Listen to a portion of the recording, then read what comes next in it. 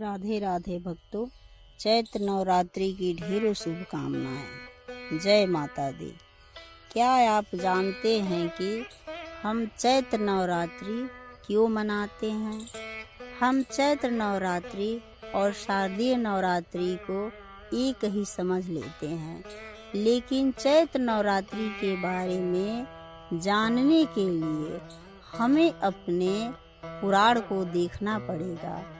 ब्रह्म पुराण के अनुसार चैत्र नवरात्रि का प्रथम दिन प्रतिपदा ही वह दिन है जब सृष्टि में प्रथम सूर्य चमका था। ब्रह्मा जी ने सृष्टि की रचना की थी।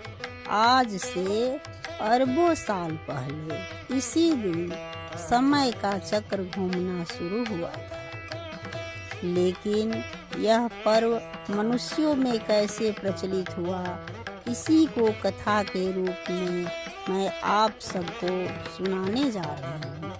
प्राचीन काल में सूरथ नाम के एक राजा थे। उनका साम्राज्य बहुत बड़ा था, लेकिन उनके मंत्रियों और कुछ दुश्मनों ने मिलकर उनका राज्य छीन लिया। दुखी होकर राजा जंगल की तरफ चले गए। वहीं पे उनकी भेंट समाधि नाम के एक वैश्य से हुई। दो हारे हुए इंसान जब एक दूसरे से मिले तो अपना हाल एक दूसरे को बताया। दोनों अपनी समस्या के समाधान के लिए मेधा ऋषि के आश्रम में गए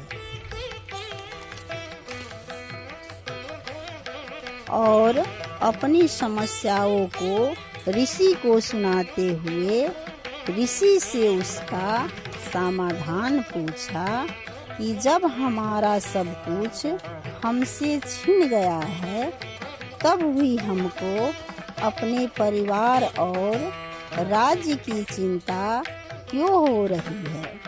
ऋषि ने बताया कि ये सब महामाया और शक्ति की लीला है। आप दोनों नदी के तट पर जाओ और माता दुर्गा की मूर्ति बनाकर उनकी विधिवत पूजा करो।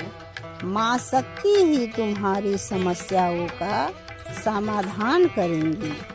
ऋषि के कहने पर राजा सूरथ और समाधि वैश्य ने नदी के तट पर जाकर माता आदि शक्ति की एक प्रतिमा बनाई और 3 वर्षों तक कठिन तपस्या एवं विधिवत पूजन किया, जिससे माता आदि शक्ति प्रसन्न होकर चैत्र नवरात्रि में प्रकट हुई और राजा सूरथ को उनका खोया हुआ राज्य वापस दिलाया और समाधि वैश्य को मोक्ष का मार्ग दिखाया।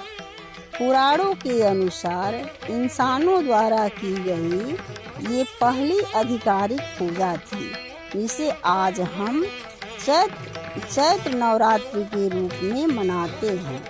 यही नहीं, इसी चैत्र नवरात्रि के नवमी के दिन भगवान विष्णु ने श्री राम रूप में अवतार लिया था।